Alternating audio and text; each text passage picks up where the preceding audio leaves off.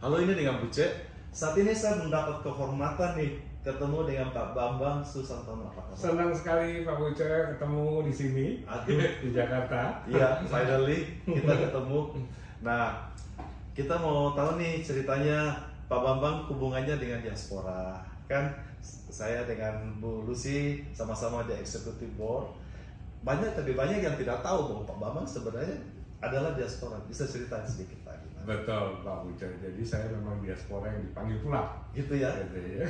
Diaspora pulang kampung. Pulang kampung, kemudian diberi tugas untuk membangun kota baru yaitu Nusantara, ibu kota Indonesia, ibu kota kita masa depan, dan kita bersama. Betul. Yang akan menjadi salah satu ikon transformasi Indonesia di 2045. Amin. Bagus sekali ya.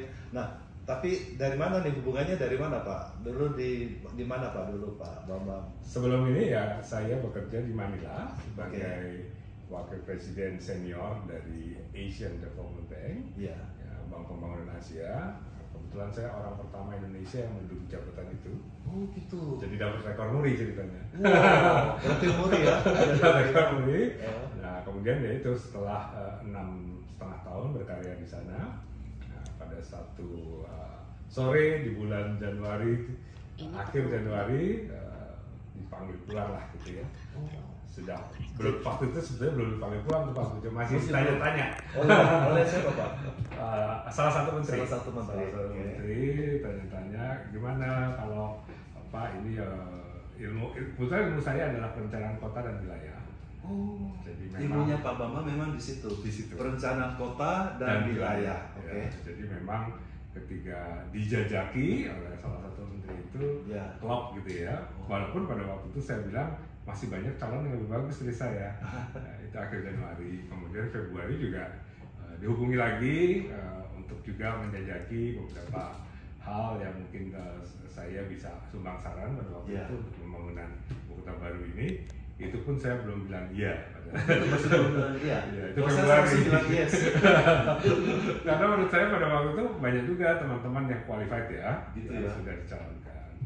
Namun pada bulan Maret setelah ada pembicaraan antara Presiden Jokowi dan Presiden ADB, Presiden saya di Asian Development Bank, Presiden Massa saya memanggilnya, akhirnya saya menerima penugasan yang diberikan oleh Pak Presiden.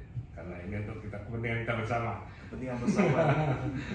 Tampaknya memang tidak gampang untuk memulai karir di ADB. Satu pengorbanan juga sih dikorbankan gitu. Saya dan istri melihat ini sebagai ladang ilmu dan amal. Itu Pak ya. Dan juga untuk kepentingan semua orang. Kan kita ingin lihat Indonesia yang lebih maju. Apalagi 2045. Dan kalau Pak Buce nanti lihat rencana kita itu, ini kata anak-anak muda nih ya. Kita kok kayak itu ya Wakanda Forever.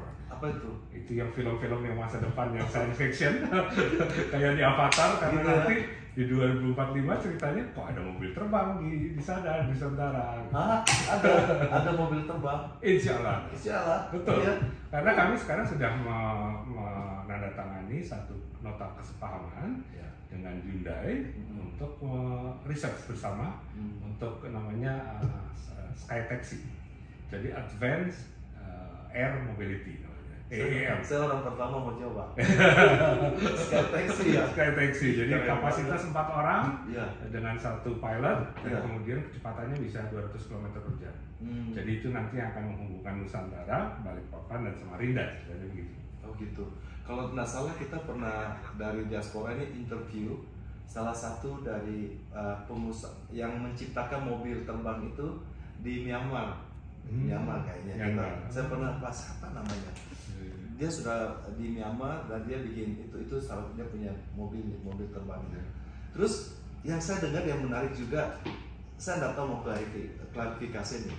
Apa benar katanya akan ada jalan di bawah laut begitu, katanya akan ada kereta api yang sampai berhubungan kemana gitu seluruh Kalimantan gitu. Gimana Pak? Betul nggak? Iya, jadi kalau kita bayangkan jangan 5-10 tahun ke depan tapi 2045 ya Pak Buce dan 2045. Oh gitu. 2045 ya. Jadi kita akan ada lompatan-lompatan teknologi karena memang kota ini adalah kota yang green. The future green. Green artinya kita akan comply dengan lingkungan, akan comply juga dengan climate change, perubahan iklim ya. Yang kedua adalah smart. Kota ini harus cerdas nih. Gitu ya. Maksudnya cerdas bagaimana? Smart adalah semuanya nanti pakai apps misalnya. Jadi kalau kita butuh sertifikat, kita nggak perlu lagi ke ngurus di satu tempat, tapi sertifikat yang datang ke apps kita. Gitu. Ya? Kalau sekarang kan mungkin harus ke kelurahan, harus kemana. Bener. Nantinya nggak, gitu ya. Nah, kemudian juga nanti ada driverless car, yang tidak ada sopirnya. Gitu. Dan kemudian ya tadi hal-hal lain yang berhubungan dengan hidup kita sehari-hari, sehingga digital teknologi itu akan menjadi salah satu keniscayaan buat kita di sana. Gitu. Nah ini saya dengar ada beberapa isu orang-orang tebarkan tentang IKN, Pak. Yang pertama adalah sumber air, karena katanya tanahnya itu tanah gambut, jadi susah dapat airnya itu air payau gitu loh. Ya itu bagaimana dengan apakah kesediaan airnya cukup? Yang kedua adalah bahwa katanya tanahnya itu melesat gitu loh, itu begitu. Itu bagaimana Pak Bambang? Satu, sumber air itu kita akan punya sumber air yang cukup hingga tahun 2030. Begitu. Kenapa? Karena kalau teman-teman ke lapangan semua itu akan melihat satu bendungan yang memang sekarang sedang dalam tahap finalisasi dan akan segera diairi. Oh begitu. Ya, jadi ada bendungan memang. Ada bendungan di daerah mana Pak, boleh tahu? Sepaku Semoy namanya. Oh gitu. Dam Sepaku Semoy. Berapa besar? Banyak. Berapa besar? Kapasitasnya itu akan mampu untuk melayani hingga tahun 2030. Oh gitu. Ya. Jadi satu itu, dan jangan lupa bahwa air di sana nanti sama dengan di Amerika, potable water. Apa? Potable water. Jadi bisa langsung minum. Oh gitu. Iyalah, masa kotanya balik lagi ke seperti sekarang, jadi nggak perlu lagi dimasak segala macam. Kita sama kayak di LA lah, di tempat Pak Buce kan, langsung kita minum dari manapun gitu ya. Itu satu. Jadi untuk air saya kira nggak akan ada masalah gitu ya ke depan. Untuk tadi yang kondisi tanah, memang kondisi tanahnya clay shale istilahnya gitu ya. Tapi dengan treatment khusus kita bisa ya, tidak, no problem Pak ya. No problem, betul. Oke, jadi itu menjawab pertanyaan itu. Orang bilang, sumber airnya aja gimana dapatnya? Saya pikir kan Sungai Mahakam kan gede banget. Iya betul. Jadi ada beberapa sungai, Sepaku Semoy itu salah satunya, dan juga nanti ada intake juga Pak. Itu ya. Jadi memang kita ingin menciptakan ketahanan air yang cukup buat IKN. Nah, sumur air dalam juga cukup bagus Pak ya. Kita nggak pakai sumur air dalam. Tidak pakai sumur air dalam. Jangan malah gitu ya. Karena kita ingin tidak seperti yang di Jawa ini kan akhirnya menyedot yang tidak terkendali, malah nanti tanahnya turun gitu. Iya. Itu harus kita hindari. Jadi pakai bendungan. Pakai bendung, nanti airnya di treatment agar bisa diminum dan dialirkan ke tempat penduduk, dan kita recycle juga. Bahkan kota ini nanti akan menerapkan apa yang disebut konsep sponge city. Apa itu? Sponge seperti halnya busa ya. Jadi nanti akan banyak lake kecil begitu untuk retain airnya. Sehingga pada saat kita kelebihan air akan ditaruh di situ. Pada saat kita kekurangan air kita bisa ambil. Sama di LA kita bangun banyak bendungan. Betul, bendung ya, kecil ya, untuk lake tadi gitu. Nah kalau ke sana sebetulnya kita bisa lihat bahwa di sana memang topografinya itu seperti San Francisco. Oh begitu, banyak gunung-gunung ya. Tapi lebih bagus dari San Francisco ini, gitu, Pak. Karena ada lake-nya. Banyak sekali, ada 18 lebih embung-embung itu. Oh ya? Dan bisa dimanfaatkan jadi pariwisata juga ya? Betul. Gitu, nah ini banyak yang pesan-pesan, wah saya mau beli apartemen yang menghadap lake. Begitu. Lagi dijual.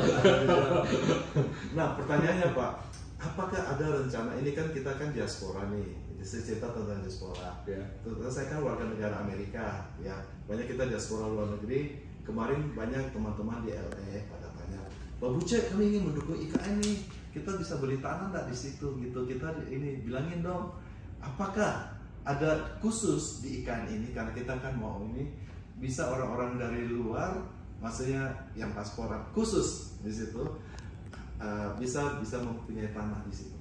Nah ini menarik, kalau untuk yang strata title tentu kalau tidak salah sudah bisa ya, kalau kita apartemen ya. Oh iya betul. Sekarang di Jakarta juga bisa. Kalau yang belum boleh kan yang di landed housing ya. Betul. Nah ini memang sedang dicari terobosan-terobosan dengan beberapa pengecualian ya. Nah ini mudah-mudahan nanti kita akan temukan jalannya seperti apa gitu ya. Ini antara BKPM, Badan Koordinasi Penanaman Modal, Pak Menteri Bahlil, kantor kami, dan juga nanti kantor Kementerian Luar Negeri. Kita coba cari caranya nih. Tapi kalau yang untuk strata title, yang untuk department, saya kira sudah bisa ya. Itu ya? Iya. Gitu. I see. Nah, kendalanya apa nih Pak sekarang? Apakah bisa di-share atau jangan? Tidak apa-apa kalau tidak jangan. Kendalanya waktu sebetulnya ya, karena memang sebetulnya kan kita bangun kota ini kan nggak 5-10 tahun ya. Iya. Ini 15-20 tahun ke depan kan. Ultimate goalnya 2045. Oh gitu. Jadi kan, bukan 2024. Bukan. 2045. Tapi pertanyaan sejuta umat kan selalu 2024. Iya. Karena ada pergantian presiden. Jadi memang hal itu yang menyebabkan kami harus memperlihatkan bahwa kota ini memang dalam bahasa teknis itu self-propelled istilahnya. Kota yang gimana pun kondisinya akan berkembang sendiri. Gitu. Ya. Dan kita ingin menciptakan ekosistem sebetulnya. Jadi nggak cuma kita bangun gedung-gedung segala macam, tapi juga fun-nya harus ada. Jadi tekad kami adalah 2004 mulai memperlihatkan bahwa the city has a soul, nggak garing. Ya. Kan ada beberapa kota kalau kita ke Amerika gedungnya bagus, cuman kok nggak dapet nih. Gitu ya. Tapi ada kota-kota yang intimate, gitu ya, yang warm, kita merasa nyaman di situ. Nah kita ingin menciptakan itu, sehingga nanti yang pindah duluan itu dan mereka tentunya harus ada fasilitasnya seperti rumah sakitnya harus ada, pendidikannya harus ada, entertainmentnya harus ada, gitu ya. Ada kafenya, ada yang jual pecel lele, ada yang jual bakso, gitu ya. Jadi hidup tuh kotanya, gitu. Jadi nggak garing lah dalam bahasa gaulnya gitu. Gitu Pak Buce. Ada juga orang bilang gini. Saya dengar Pak Buce nanti dibangun ada beberapa masa, ada beberapa, saya pasti Pak Bambang tahu orang bangun ibu kota baru di saya kira negara mana itu terus kosong, orang tidak ini, ada isu begitu. Itu di mana negara mana ada itu? Beberapa betul di kan? Napitau misalnya ya. Iya. Itu tidak berkembang sebagaimana yang direncanakan sebelumnya gitu ya. Ada beberapa tempat lainnya yang sama. Jadi kita memang belajar dari best practices dan bad practices. Gitu ya. Lesson learned dua-duanya harus diambil. Harus dipelajari. Gitu. Jadi makanya tadi saya bilang bahwa dari awal kita harus bisa menciptakan kota itu mempunyai roh, a soul of the city, gitu ya. Sehingga nanti orang betapa. Gitu ya. Makanya sebentar lagi kita mau bikin ada perhelatan musik di sana. Musical show gitu ya. Saya langsung terbang dari Amerika. Silakan. Jadi di situ nanti akan ada musical show, ada olahraga juga, ada yang ingin membangun olahraga berkuda, ada yang klub sepak bola juga yang sudah mau masuk ke situ. Oh, sudah ada mau ya, gitu. Ada yang mau bikin F1E juga sirkuit. Oh, iya. Untuk elektrik ya, karena kan kota ini nggak boleh ada yang pakai BBM. Oh gitu. No. Pakai 100% green harus. Either electric or hydrogen ya. Hydrogen juga memungkinkan. Jadi inilah kota yang menurut saya transformasi kita masa depan. Dan Pak Jokowi kan selalu menyatakan bahwa ini bukan hanya membangun kota loh, ini membangun peradaban baru buat Indonesia. Peradaban baru. Peradaban baru dan itu milik kita semua, bukan milik sebagian orang. Terima kasih Pak Bambang. Jadi teman-teman, ini adalah interview kita dengan Pak Bambang. Kita bukan membangun hanya sekedar kota, tapi peradaban baru. Terima kasih. Terima kasih Pak Bambang. Terima kasih Pak Ucap, sukses selalu.